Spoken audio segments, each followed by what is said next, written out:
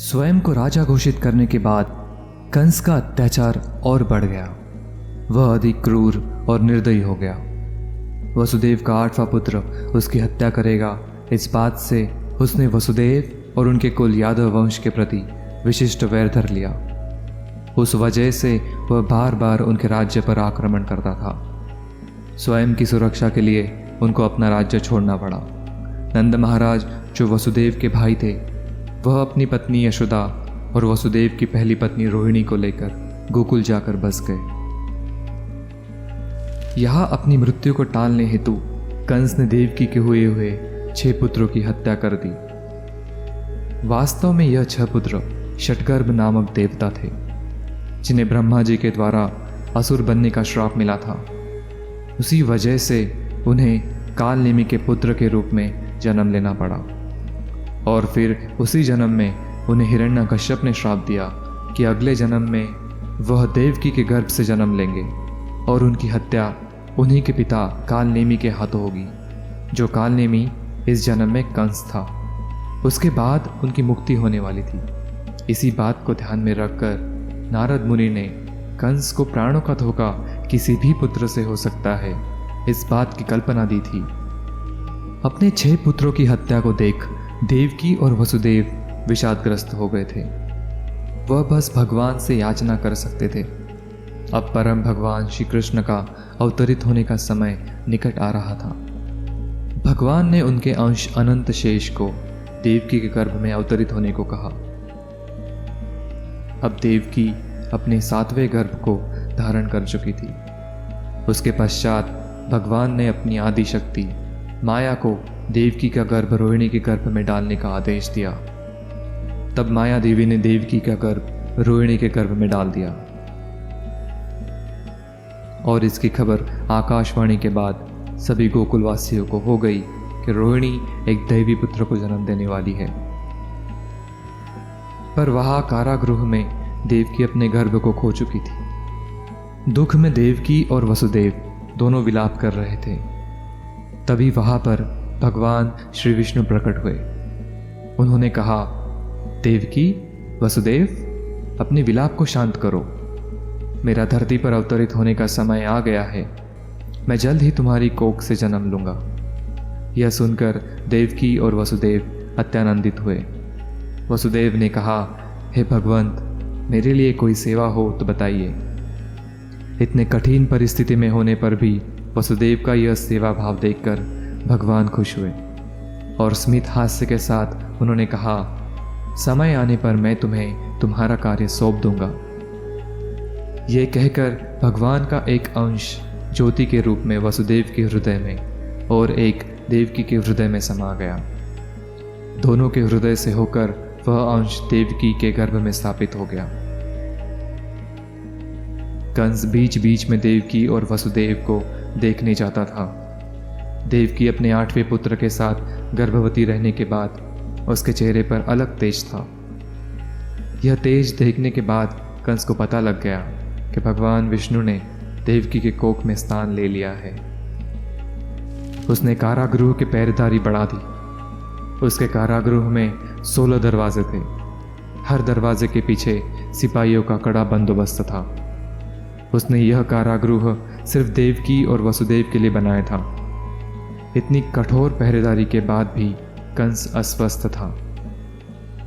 कुछ माह बाद जब देवकी अपने पुत्र को जन्म देने वाली थी, तब ब्रह्मा जी ने ग्रह नक्षत्रों को उचित और शुभ स्थान पर प्रस्थापित किया। उसी शुभ समय में माता देवकी ने एक बालक को जन्म दिया। वह बालक नीले वर्ण का था। उसने पीतांबर धोती पहनी हुई थी। उसकी 4 भुजाएं थी। उसने अपनी चारों भुजाओं में शंख, चक्र, गदा और पुष्प धारण किए हुए थे।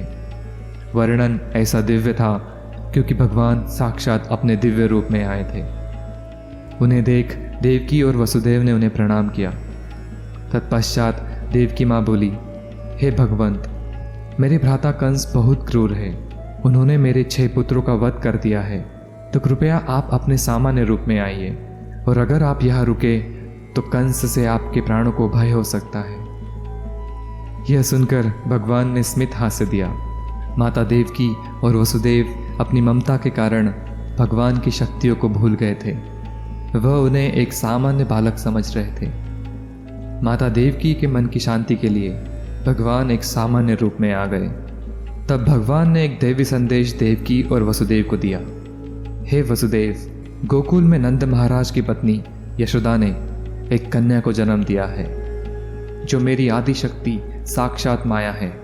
तुम मुझे गोकुल ले जाओ और उस कन्या को यहाँ ले आओ। तभी वसुदेव बिना एक क्षण गवाए गोकुल जाने के लिए उठे। उन्होंने टोकरे में वस्त्र रखकर बालक को उसमें रखा, पर उन्हें प्रश्न पड़ा था कि कारागृह से कैसे निकले। बालक को लेकर जैसे ही वो आगे बढ़े, उनकी बेड़ियां खुल गई। कारागृह के एक एक दरवाजे खुलने लगे और उसी के साथ माया देवी ने संपूर्ण मथुरा को गहरी निद्रा में सुला दिया। वसुदेव जैसे ही कारागृह के बाहर निकले, तेज हवाएं और वर्षा से उन दोनों की रक्षा के लिए अनंत शेष उनके पीछे चलने लगे। उनके अनंत फन वसुदेव के लिए छत का काम कर रहे थे। अनेक कठिनाइयों को पार करते हुए वसुदेव आगे बढ़ रहे थे। तेज वर्षा की वजह से यमुना नदी बड़ी तेज बह रही थी। गोकुल पहुंचने के लिए नदी को पार करना अनिवार्य था। वसुदेव ने हाथ की टोकरी को सर पर रखकर नदी में प्रवेश किया। आगे चलते चलते नदी के तेज बहाव में वसुदेव डूबने लगे। जैसे ही बालक के चरणों ने यमुना के जल को स्पर्श किया, यमुना ने उनको रास्ता दे दिया। यमुना को धन्यवाद देते हुए वसुदेव आगे बढ़े। गोकुल पहुंचने के बाद उन्होंने नंद महाराज के घर में प्रवेश किया। तब उन्हें यशोदा माता गहरी निद्रा में दिखी। उनके बाजू में पालने में नवजात कन्या को रखा था। वसुदेव ने बालक को वहां रखकर कन्या को उठाया और बिना क्षण गवाए वहां से कारागृह की तरफ प्रस्थान कर दिया। वैसे अंदर जाते जाते एक एक दरवाजा बंद होता गया। उन्होंने कन्या को देवकी के बाजू में रखा और खुद को बेड़ियों से जकड़ लिया ताकि किसी को शक न हो। कंस देवकी के होने वाले 8वें पुत्र की राह देख रहा था। जैसे उसे देवकी को पुत्र होने की खबर मिली तो वह कारागृह की ओर जाने लगा। कारागृह पहुंचकर उसने देखा देवकी ने बालक की जगह एक कन्या को जन्म दिया है। उसने कन्या को मारने के लिए उसे उठाया। देवकी और वसुदेव ने कंस से उस कन्या के प्राणों की भीख मांगी, परंतु कंस तो जैसे अपनी क्रूरता का परिचय दे रहा था। उसने उस कन्या को क्रूरता से दीवार की ओर फेंका और तभी एक तेज रोशनी निकली। उससे सभी की आंखें बंद हो गई। उस रोशनी से माया देवी की वाणी निकली। उन्होंने कंस से कहा, मूर्ख कंस, तूने धरती के लोगों पर बहुत अत्याचार किए हैं। तेरे पापों का घड़ा भर चुका है। तेरा वध करने वाली शक्ति ने कहीं और जन्म लिया है। अभी तेरी मृत्यु निकट है। ऐसा बोलकर वह रोशनी लुप्त हो गई। यह सुन के कंस बहुत क्रोधित हुआ और अपने राजमहल लौट गया और उसका वध करने वाले बालक को मारने की योजना सोचने लगा।